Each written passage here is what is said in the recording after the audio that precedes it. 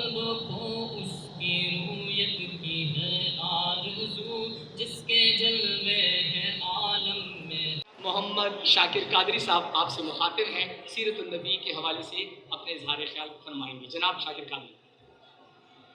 نحمدہ ونصلی علی رسول الکریم، اما بعد، اعوذ باللہ من الشیطان الرجیم، بسم اللہ الرحمن الرحیم۔ ادخلوا فی السلم کافہ، ترجمہ کے دین میں پورے داخل ہو جاؤ۔ الحمدللہ آج کی تقریب اسلام فاؤنڈیشن کے انڈر منعقد ہوئی۔ جیلانی صاحب کا دل سے مشکور ہوں کہ انہوں نے ہمیں دعوت دی۔ دعوت کا مقصد یہ ہوتا ہے کہ ہم کچھ سیکھ لیتے ہیں یہاں پہ، بڑوں سے، پیر صاحب سے، مشائخ سے جو بیان ہے اس سے سیکھنے کا موقع ملتا ہے۔ تو آج کی تقریب میں شکر گزار ہوں جو پنجاب سے ہمارے دور سے اسلام آباد سے تشریف لائے مہمان گرامی ڈاکٹر آصف جان میر قادری کا، انہوں نے شرکت کی۔ عزیزان محترم، بات یہ ہے کہ ہم اس دور کے مسلمان ہیں اور ہم حضور کے دور سے کافی دور ہو گئے، وہ کافی مصروف بھی ہو گئے۔ ایک ذریعہ معاش جو کہ سر اٹھانے نہیں دیتا، بچہ ہے، بڑا ہے، کام پہ، تعلیم ہے، جو تعلیم حاصل کر رہا ہے وہ بھی یہی دیکھ رہا ہے کہ میں پڑھ کے کہیں جاب کر لوں، بزنس کر لوں، باہر چلا جاؤں، سیٹل ہو جاؤں، کہیں سیٹل ہو جاؤں۔ اس سارے چکر میں جو ینگ جنریشن تھی وہ مذہب سے اسپیشلی وہ دور ہوئی ہے۔ جو بڑوں کے ساتھ بیٹھا ہے وہ بچ بھی گیا ہے، کچھ سیکھ بھی گیا ہے۔ ہم بھی زندگی کی مصروفیات کی، زندگی کی دوڑ میں تھے، شادی ہو گئی، ابھی کچھ اندازہ ہو رہا ہے کہ ہم بھی دین سے کافی دور ہو گئے تھے، کہ ہم نے بھی تو کامیاب ہونا ہے۔ اللہ کا شکر ہے کہ ہمیں جیلانی صاحب جیسے دوست مل گئے جہاں سے ہم گائے بگائے مسئلے مسائل اور ان سے مفتیانہ گفتگو کر کے جو ینگ جنریشن کے ہیں یا اپنے مسائل ہیں ان سے آگاہی لیتے رہتے ہیں۔ ساتھ میں اللہ کی مہربانی کے ڈاکٹر آصف جان میر قادری تو زندگی میں مجھے یہ مل گئے، ان کے ہاتھ پہ بیعت ہو گئی تو کچھ باطن کی صفائی کا موقع بھی مل گیا۔ اس میں میری جو جیلانی صاحب سے زیادہ ملاقات اور پیر صاحب سے جن موضوعات ہوتی ہیں وہ ینگ جنریشن ہی کے مسائل پہ ہوتی رہتی ہے، کہ وہ ہوتا یہ ہے کہ دین سے تو کافی دور ہیں، ہمیں اپنے بچوں کی پرواہ بھی نہیں، وہ ہر چیز نیٹ سے ڈاؤن لوڈ کر کے دیکھ رہے ہیں۔ آپ یقین جانیے میں جیلانی صاحب کو ہر ہفتے 3-4 مسئلے مسائل میں ٹچ کرتا ہوں، پیر صاحب کو بھی کسی کو ذکر اذکار لے کے دے رہتا ہوں۔ ہوتا یہ ہے کہ ینگ لڑکے ہیں وہ یونیورسٹی سے پڑھ کے نکل آتے ہیں، دین سے دوری ہوتی ہے۔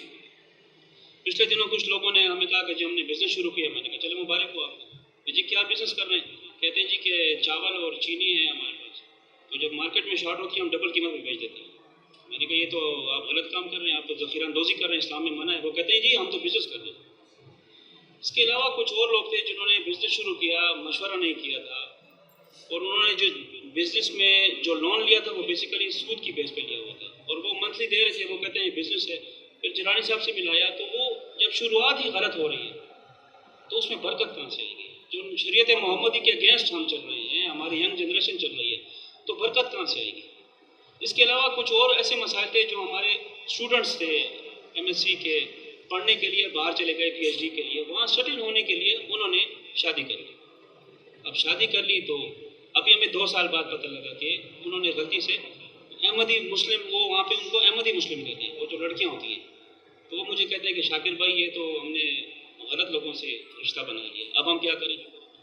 تو جب شروع سے انفارمیشن نہیں ہوگی نا تو آپ اسی طرح وہ غلط کام ہون سے ہو جاتا ہے، اس کے بعد ہمیں کانٹیکٹ کرتے ہیں۔ تو کوشش یہی ہے کہ شریعت نے بھی ہمیں یہی کہا ہے کہ آپ کے جو نگہبان ہیں، جن کے انڈر آپ کے انڈر جتنے لوگ ہیں، چاہے آپ کا شاگرد ہے، چاہے آپ کی اولاد ہے تو وہی باقیات الصالحات میں نیک کام کرے گی تو آپ کو ثواب ملے گا، اگر وہ غلط راستے میں ہے تو آپ کی نیکیاں ایک ٹائم پہ آ کے ختم ہو جائیں گی۔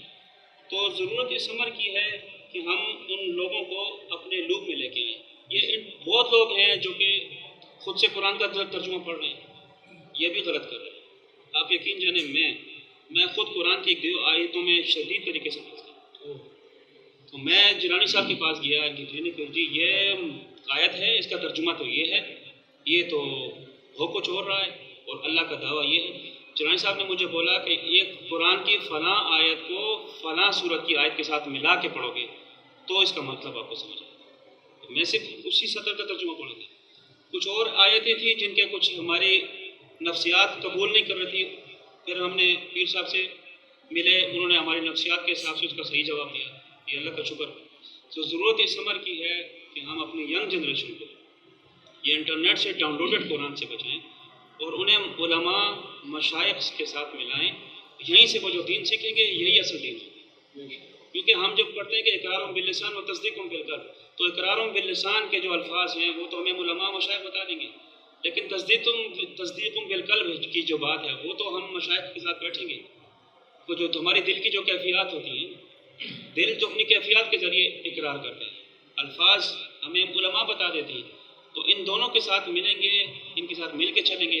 اقبال نے بھی ہمیں یہی بولا ہے کہ آپ تحقیق کرتے ہیں یورپ میں رہیں, اقبال خود یورپ میں رہے, لیکن وہ جس زمین پہ رہے نا, وہ دھرتی جس زمین پہ ان کے پاؤں لگے تھے وہ عشق رسول کی دھرتی تھی.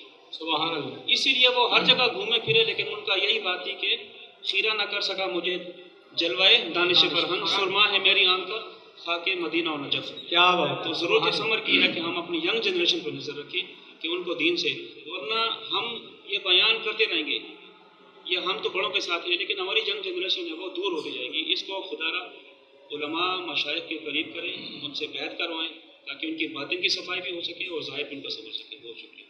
جزاک